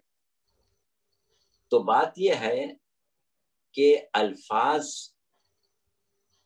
जब मुमकिनुल वजूद के लिए इस्तेमाल होते हैं तो मफ़हूम कुछ और होता है, और वही अल्फाज जब वाजिबुल वजूद के लिए इस्तेमाल होते हैं तो मफ़हूम कुछ और हो जाता है। हमारा चाहना और अल्लाह का चाहना एक जैसा नहीं है। अल्लाह का चाहना जो है उसके मतलब है किसी बात का हक होना, यानी किसी शय का को जिस तरह होना चाहिए वो है मशीयत। हमारा क्या है कि हमारा मूड है, हमारा तो दिल चाह रहा है हम इस वक्त कबाब खाएंगे, हमारा तो दिल चाह रहा है हम इस वक्त फुला चीज देखेंगे, तो उसके पीछे कोई वजह नहीं है। दिल चाह रहा है हमारा कबाब खाएंगे, लाओ दो, हमारा तो इस वक्त और कोई चीज खाने को दिल नहीं चाह रहा है। तो हमारी मशीयत, हमारा चाहना कुछ और है और अल्लाह का चाहना जो है वो कुछ और है। वहां यह है कि जब कहता है कि जिसको चाहता है हिदायत करता है, तो इसका मतलब यह है कि जो जितना हकदार हिदायत है उसको उतनी हिदायत, इसी तरह जो जितनी इज्जत के लायक है उतनी उसको इज्जत देता है। इस मानों में है चाहना हमारी तरह चाहना नहीं है। एक चीज, एक मिसाल हमें आज देना थी, रह गई, अब आपने सवाल कर लिया तो हम दे देते हैं। देखिए फर्ज करें कि एक उस्ताद है, बड़ा मुखलिस उस्ताद है, बड़ा दयानतदार उस्ताद है और बड़ा काबिल, बड़ा फाजिल उस्ताद है, बड़ा माहिर उस्ताद है। उसके पास 25-30 शागिर्द हैं। वो सबके ऊपर, सबके सामने जो लेक्चर देता है सबके सामने देता है। ये नहीं कि 4 को देता है, 5 को नहीं देता, 10 को नहीं देता, सबको देता है। जो समझाता है सबके सामने समझाता है, जो नसीहत करता है सबके सामने करता है, यानी तवज्जुहात अपनी सब की तरफ बराबर मबसूल करता है। किसी में कोई कमी, कोई बेशी, कोई इम्तियाज, कोई तफावत नहीं करता। जब इम्तिहान लेता है तो सबको एक ही पर्चा देता है। ऐसा नहीं कि किसी से कुछ और पूछे, किसी से कुछ और पूछे, सबसे एक ही चीज पूछता है। और पर्चा हल करने का वक्त भी सबको बराबर देता है। ये नहीं करता किसी को कम दे, किसी को ज्यादा दे। लेकिन जब नंबर देता है तो सबको बराबर नहीं देता, नंबर भी सबको बराबर देता है। जिसको जितने नंबर देना चाहता है देता है। तो अब उसका चाहना क्या है? मूड है? मूड नहीं है, इस्तेकाक है। वाज़ेह हुई बात? जी जी जी जी बिल्कुल। और सब इस्तेकाक है या वो अदल कि जिसने जैसा जवाब दिया उस हिसाब से उसको नंबर दिए? जाहिर है, क्योंकि जैसा जवाब दिया है वैसे ही उसका हक है, ना उससे कम है ना उससे ज्यादा है। जिस बंदे का इस्तेकाक, ये यानी टीचर की इस्तेकाक की बात नहीं कर रहे हैं साजिद भाई, ये स्टूडेंट के इस्तेकाक की बात कर रहे हैं। जी अच्छा, जी अच्छा, ठीक है ठीक है ठीक है। मैं टीचर का इस्तेकाक, जी अच्छा, नहीं बहुत शुक्रिया मौलाना साहब। अच्छा जी, अच्छा टाइम हो गया काफी मौलाना। मेरे पास 2-3 सवाल हैं मुतफर्रिक, उसका मुख्तसरन जरा जल्दी जल्दी जवाब आप दे दीजिए ताकि हम 1.5 घंटे से ऊपर ना हो। मैं 1 घंटा और 13 मिनट हो गए हैं अभी। तो एक नशिस्त और होगी अभी अज़ल के ऊपर, तो उसके ऊपर उसमें भी आप सवाल कर सकते हैं।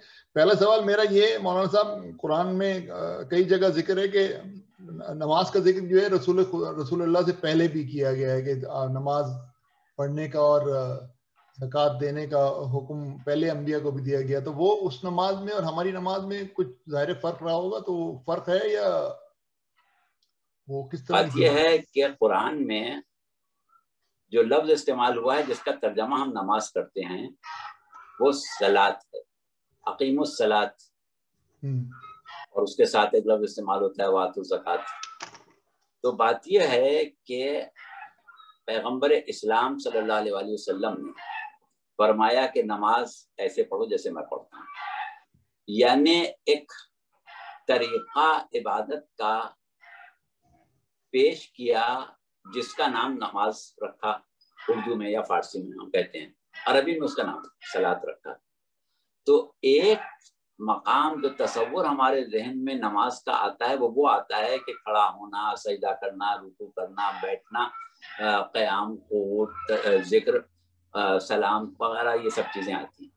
تو وہ ہے ایک طریقہ عبادت، اظہار بندگی کا.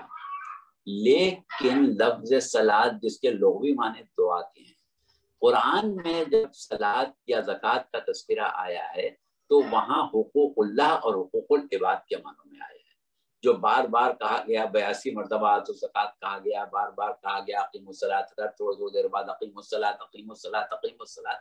تو وہ حقوق اللہ کی طرف توجہ دلائی گئی اور حقوق العباد کی طرف توجہ دلائی گئی. یہ نماز جو ہم پڑھتے ہیں اس کے احکام جو کچھ ہیں وہ پیغمبر اسلام کے ذریعے ملے ہیں، اس کا طریقہ پیغمبر اسلام کے ذریعے ملا. اور وہ زکوٰۃ جو ہم دیتے ہیں اس کا نصاب پیغمبر اسلام کے ذریعے ملا، اور اس کی آیت جو ہے وجوب زکوٰۃ کی وہ الگ ہے. صحیح ہے. تو اس کا مطلب یہ کہ یہ جو ہم جو نماز پڑھتے ہیں وہ ایک ون پوائنٹ آف حقوق اللہ ہے. ہاں، اللہ اس کے علاوہ بھی حقوق اللہ ہیں، جیسے کہ حج ہے اور روزہ ہے. بالکل بالکل ٹھیک. اچھا، یہ بار بار میں پڑھتا ہوں اس کے اندر عرش الہی کو فرشتوں نے اٹھا رکھا ہے. یہ عرش الہی سے کیا مراد ہے؟ اچھا ہاں، یہ عرش الہی کی بات آپ نے بڑی اچھی چھیڑی. ہم عرش الہی کے بارے میں تفصیلی بات کرتے، لیکن آپ نے ابھی کہا کہ جواب مختصر دیں، تو اس لیے ہم جواب مختصر دیے دیتے ہیں. لفظ عرش جو ہے وہ قرآن میں مختلف مقامات پر استعمال ہوا ہے. تو اب مختصر جواب دینا ہے، انشاءاللہ کسی وقت تفصیلی جواب دینا ہوگا تو ہم قرآن کی آیتیں پڑھ کے بتائیں گے آپ کو جی، اور ائمہ کے اقوال بتائیں گے. عرش کا لفظ بعض اوقات تنہا استعمال ہوا ہے. لفظ عرش ہم بعض اوقات کرسی کے ساتھ استعمال کرتے ہیں. عرش کے معنوں میں جو ایک بنیادی معنی ہیں وہ علم الہی. اور جب ہم کہتے ہیں کہ اللہ عرش پر متمکن ہوا تو یہ ایک کنایا ہے نظام کائنات کو سنبھالنے کا. اور جب ہم عرش الہی کا لفظ اس معنوں میں استعمال کرتے ہیں کہ جہاں تسلط کے پروردگار عالم کے زیر تسلط عرش آ رہا ہے، تو وہاں پر عرش کا مطلب مملکت پروردگار عالم، یعنی پورا عالم موجودات ہے. تو اس اعتبار سے لفظ عرش جو ہے اس کے بنیادی معنی علم الہی کے ہیں، یعنی وسعت علم الہی جو ہے وہ عرش الہی ہے.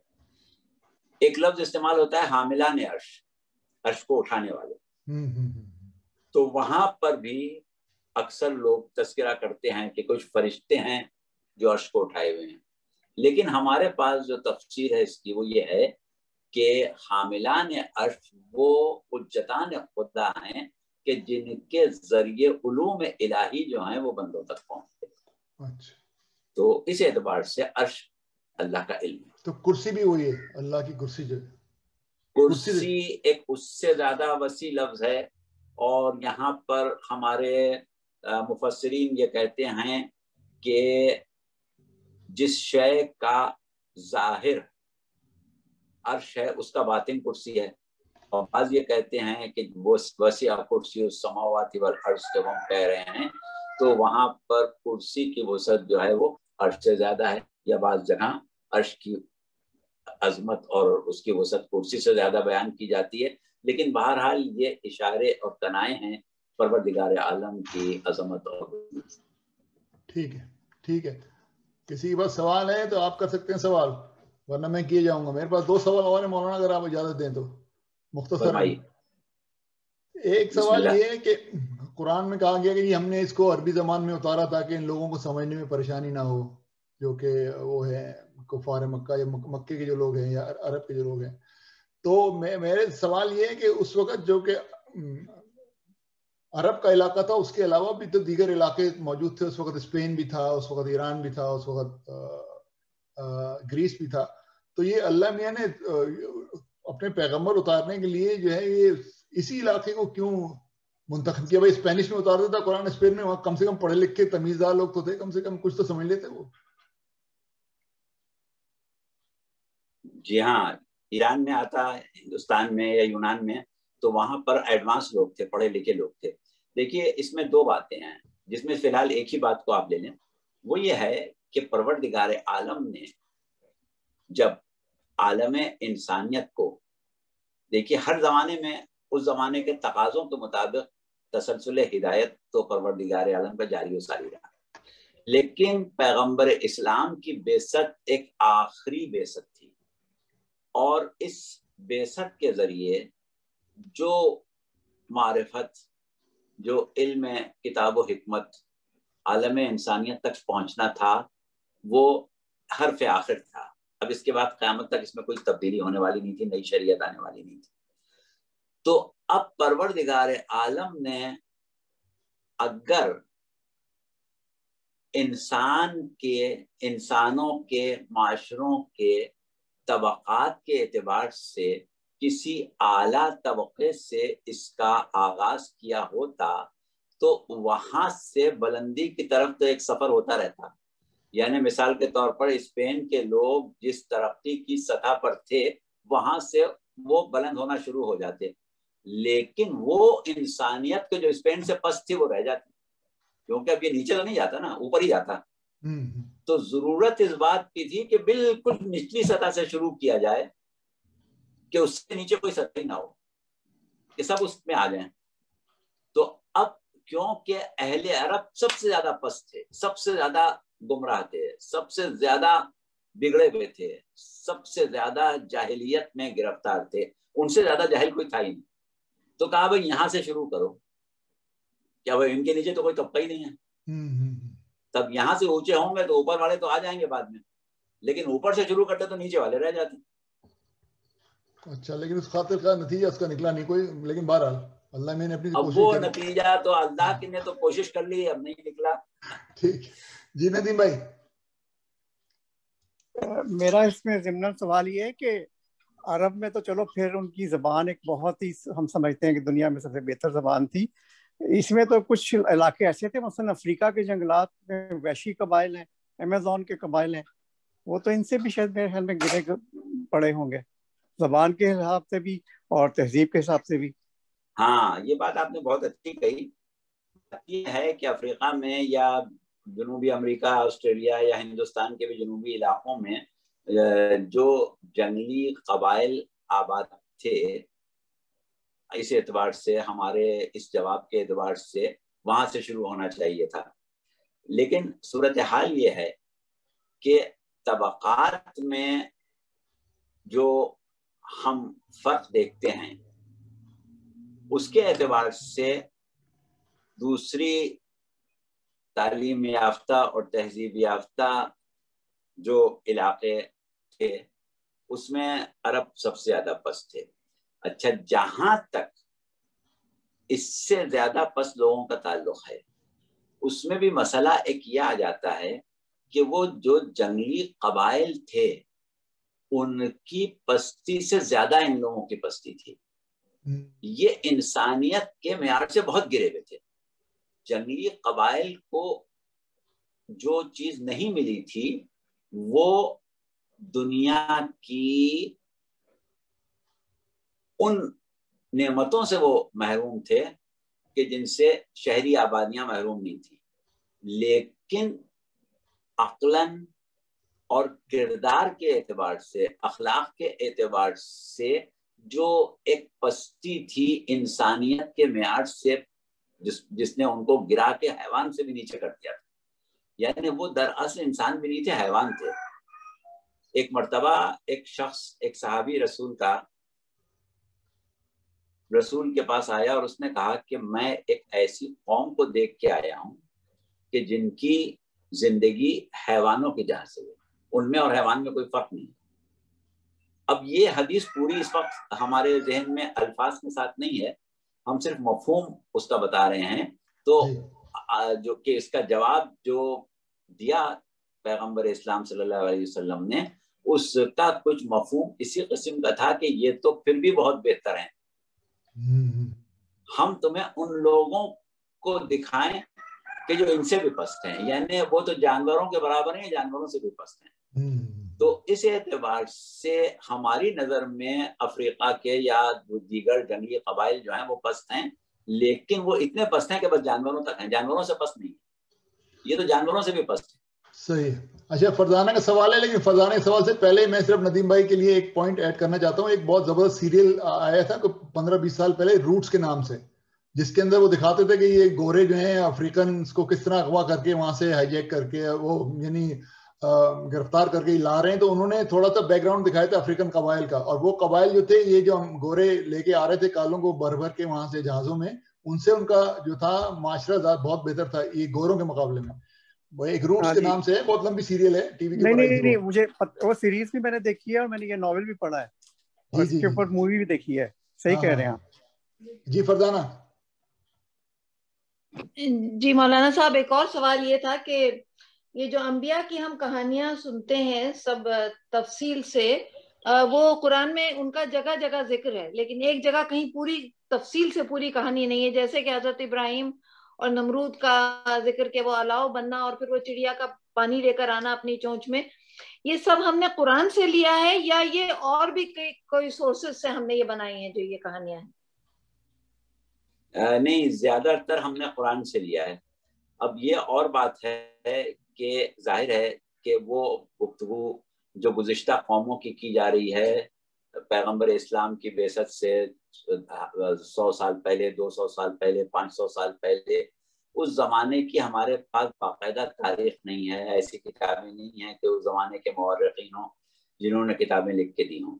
لیکن پیغمبر اسلام اور ائمہ اہل بیت جن کو پروردگار عالم نے علم لدنی عطا کیا تھا، انہوں نے اکثر واقعات بیان کیے ہیں جو ہم روایتوں کی شکل میں سنتے ہیں اور بیان کرتے ہیں کہ ایک مرتبہ حضرت موسیٰ کے ساتھ ایسا ہوا، ایک مرتبہ حضرت ابراہیم کے ساتھ یہ واقعہ پیش آیا، ایک دفعہ فلاں نبی کے ساتھ یہ ہوا، ایک دفعہ فلاں مقام پر یہ ہوا. تو وہ چیزیں جو ہیں وہ بھی ہمارے پاس سمجھ لیجئے کہ اگر براہ راست قرآن سے نہیں تو ان سے آئی ہیں جو وارثان علوم قرآن ہیں، مگر تاریخ تو ظاہر ہے اس زمانے میں نہیں تھی. اچھا، تو یہ آخری سوال ہے. فرزانہ کے سوال سے میرے دماغ میں سوال ایک آیا قرآن کے بارے میں کہ قرآن جو ہے اس کی پریزنٹیشن دو طرح سے نا مولانا. ایک تو قرآن یہ ہے جو ہمارے پاس کتاب کی صورت میں ہے، اس کا جو سیکوینس ہے وہ ڈیفرنٹ ہے، اور جس سیکوینس میں اتری ہیں آیات وہ ڈیفرنٹ ہے. صحیح ہے نا؟ تو قرآن کے اندر جو شروع میں آیات آئی ہیں مکہ میں وہ قرآن میں آخر میں ہے، اور جو مدینے میں آئی ہیں وہ شروع میں ہے. اور اس کی کلاسیفیکیشن اس طرح ہے کہ جو یعنی بائی لاز ہیں یا جو رولز ریگولیشنز ہیں وہ مدینے میں آئے ہیں جبکہ سکون رسول اللہ کو حاصل ہو گیا تھا اور قرآن اسلام مستحکم ہو گیا تھا. اور جو خانہ یعنی مکے میں جو صورتیں آئی ہیں اس کی وہ جو ہیں وہ بیشتر صورتیں جو ہیں کانٹیکسچوئل ہے، یعنی کہ اللہ میاں جو ہے وہ رسول اللہ سے جواب دلوا رہا ہے. ہاں، وہ عقائد سے متعلق، توحید اور قیامت سے متعلق ہیں. ہاں، تو وہ اللہ میاں جواب دے رہا ہے لوگوں کا، کفار کا، کہ کفار یہ کہتے ہیں اور کفار کا نے یہ کہا اور یہ وغیرہ وغیرہ. تو میرا سوال یہ ہے کہ یہ جو کانٹیکسچوئل جو حصہ ہے قرآن کا، وہ اس کی ریلیونس آج کی دنیا میں کس طرح اس کو جسٹیفائی کر سکتے ہیں؟ بھائی وہ تو اللہ رسول اللہ نے جواب دے دیا کفار مکہ کو، کفار مکہ گئے جہنم میں اور پھر بھی جائیں گے. تو اب وہ میرے لیے یہ جو قرآن جو میں پڑھ رہا ہوں یہ اس کے اندر جو تقریباً آدھا حصہ جو ہے وہ اس گفتگو پہ ہے، ڈائلاگ کے اوپر ہے کفار کے ساتھ. تو اس کی ریلیونس آج کے وقت میں کتنی ہے اس حصے کی قرآن کے؟ میرا سوال واضح ہو گیا؟ دیکھیے بات یہ، ہاں نہیں واضح ہو گیا. بات یہ ہے کہ قرآن میں جن چیزوں کا تذکرہ کیا گیا ہے وہ عالم انسانیت کے وہ مسائل ہیں جو قیامت تک ان کو پیش آئیں گے. زمانہ ہمیشہ بدلتا رہا ہے، بدلتا رہے گا. عہد رسالت سے آج تک بھی بہت دفعہ انقلاب آئے، بہت مرتبہ زمانہ بدلا اور آئندہ بھی بدلے گا. لیکن فطرت انسانی جو ہے وہ بہرحال اپنی جگہ ہے. لا تبدیل لخلق اللہ، انداز تخلیق پروردگار بہرحال وہی ہے. اب کفار کے سوالات اس وقت کے اعتبار سے جو کچھ بھی تھے ان میں جو فطری پہلو ہے وہ فطری پہلو ہر زمانے میں وہی ہے, اس میں کوئی تبدیلی نہیں آئی ہے. ہاں حالات کے اعتبار سے وہ امور جو ان کے سامنے ہیں ان کے اعتبار سے وہ بات کر رہے ہیں, لیکن ذہنیت انسان کی فکر, انسان کی پہنچ بنیادی طور پر, اب وہ علوم کے ساتھ کہیں اور پہنچ جائے وہ بھی ایک الگ مسئلہ ہے, بنیادی طور پر جہاں پہنچتی ہے وہی باتیں ہر زمانے کے لوگ کرتے ہیں. ہم اگر آج بھی اپنی نسلوں کو دیکھیں اور آگے بڑھتے چلے جائیں, پیچھے ہٹتے چلے جائیں, تو ہم یہ دیکھیں گے کہ بنیادی کیفیتیں جو ہیں انسانوں کی وہ ہمیشہ سے ایک ہی رہیں گی. تو اس اعتبار سے اگر اس زمانے میں وہ لات منات قبل عزا کی پرستش کر رہے تھے تو وہ ان کے تصوراتی معبود تھے جن کو انہوں نے مجسمے کی شکل میں ڈھال لیا تھا. اب اس کے بعد وہ مجسمے ختم ہو گئے, اب وہ تصوراتی خداؤں کے بت نہیں ہیں, لیکن اذہان میں تصوراتی خدا آج بھی موجود. صرف بات اتنی ہے کہ وہ لات منات کی بات نہیں کرے گا, لیکن جو بات وہ کرے گا اس کی بنیاد بہرحال کسی فطری تصور پر ہوگی. اور فطری کا مطلب بھی ہمارا یہ نہیں ہے کہ جس فطرت پر انسان کو خلق کیا, بلکہ فطری سے مراد یہ کہ جو انحراف سے فطرت عام طور پر ہوتا ہے اس زمانے میں بھی وہی ہوتا تھا, آج بھی وہی ہوتا ہے. تو ہو سکتا ہے کہ ہمارا جواب اس وقت بہت واضح نہ ہوا ہو, لیکن انشاءاللہ وقت آنے پر تھوڑا تھوڑا کر کے یہ ہو سکتا ہے اس کی وضاحت ہو جائے. لیکن اب تک جو ہم آپ کا سوال سمجھے تھے اس کا جواب یہی نہیں. اب جس طرح میں ہو سکتا ہے آپ کا سوال کچھ اور ہو, ہم کچھ اور سمجھے ہوں. نہیں, میرا سوال ذرا میں نے ٹھیک سے فریز نہیں کیا سوال کو. اب تبت یدا ابی لہب تب جو ہے وہ تو ابھی ابو لہب جو ہے وہ تو نہیں ہے نا, یہ ہر ایک کافر ابو لہب ہو سکتا ہے. ابو لہب کے ہاتھ ٹوٹے ہیں, ابو لہب تو مر گیا کم وقت. صحیح بات یہ ہے کہ یہ کچھ اصول ہوتے ہیں جو پروردگار عالم دیتا ہے. دیکھیے ایک اہم پہلو ہے یہاں پر, وہ یہ ہے کہ جب ہم سورہ توبہ پڑھتے ہیں جی تو بسم اللہ الرحمن الرحیم نہیں ہے. کیوں نہیں ہے؟ اس لیے کہ یہاں منافقین کا ذکر ہے, منافقین سے پروردگار عالم براءت کر رہا ہے, یا کافروں سے, ان کافروں سے گفتگو ہو رہی ہے جن سے براءت کا ذکر ہے, اور خاص طور سے منافقین اس میں زیادہ اس کے دائرے میں آتے ہیں. اچھا, لیکن تبت یدا ابی لہب میں بھی اللہ کا غصہ اور اللہ کی طرف سے ایک ناراضگی کا اظہار ہے, لیکن وہاں بسم اللہ الرحمن الرحیم ہے. تو کیا وجہ ہے؟ کچھ چیزیں ایسی ہیں کہ جن کو پروردگار عالم سمجھانا چاہ رہا ہے کہ کہاں تک پروردگار عالم کی مخالفت جو ہے وہ برداشت کر لی جائے گی, کہیں نہ کہیں رحمت اور اس کا فضل شامل ہو سکتا ہے, اور کہاں سے نہیں ناقابل برداشت ہے. اس طریقے کے بہت سے اسرار و رموز ہیں قرآن میں کہ جن کو ہم اتنی آسانی سے سمجھ نہیں سکتے ہیں. صحیح بات ہے. تو وہ ضروری نہیں ہے کہ جو بات کہی جا رہی ہے ہم براہ راست صرف اسی کو فوکس کریں. صحیح بات, اس کے پیچھے کچھ پیغام ہوتا ہے. صحیح ہے, ٹھیک ہے. تو اب ہو گیا تقریباً 1.5 گھنٹہ سے اوپر ہی ہو گیا. تو حضرات خواتین, اگر آپ کے کوئی سوال آپ کے پاس اب نہیں ہے, آخری موقع ہے آپ کے پاس, تو پھر اگلے ہفتے پھر انشاءاللہ ملاقات ہوگی. مولانا اگلے ہفتے کنکلوڈ کریں گے عدالت کے موضوع کو, اور آپ کے اگر سوال اس دوران میں ایک ہفتے کے بیچ میں اگر آ جائیں تو آپ مجھے واٹس ایپ بھی کر سکتے ہیں, یا پھر آپ آ کے ہمارے پروگرام کے بیچ میں بھی سوال کر سکتے ہیں. تو بہت بہت شکریہ مولانا, آپ نے بہت عمدہ طریقے سے عدالت کا موضوع ہم پہ واضح کر دیا, اور ہماری عقل کے لیول کو دیکھتے ہوئے تو یہ بہت ہی اچھا ہو گیا انشاءاللہ. تو بہت بہت شکریہ آپ کا مولانا, اور آپ سے اب میں اجازت چاہتا ہوں, اور آپ بھی اجازت چاہ لیں حضرات خواتین سے. اوکے، بہت بہت شکریہ اکبر. بہت بہت شکریہ آپ لوگوں کا کہ آپ نے ہماری گفتگو بہت توجہ سے سنی، اور ہمارے میزبان کا کہ انہوں نے بہت ہی خوش اسلوبی سے اور بہت اچھے انداز میں ہمارے خیالات کو سامعین تک پہنچایا اور سامعین کے سوالات کو ہم تک پہنچایا. پروردگار ان کی بھی توفیق میں اضافہ کرے اور ہمارے سامعین کے بھی ایمان و معرفت اور علم میں اضافہ کرے. اور انشاءاللہ ہمیں امید ہے کہ آئندہ بھی ہم اسی طریقے سے بیٹھیں گے اور اسی طریقے سے گفتگو دین کی افہام و تفہیم کے سلسلے میں جاری رہے گی. خدا حافظ. بہت بہت شکریہ مولانا. اوکے، بہت شکریہ مولانا.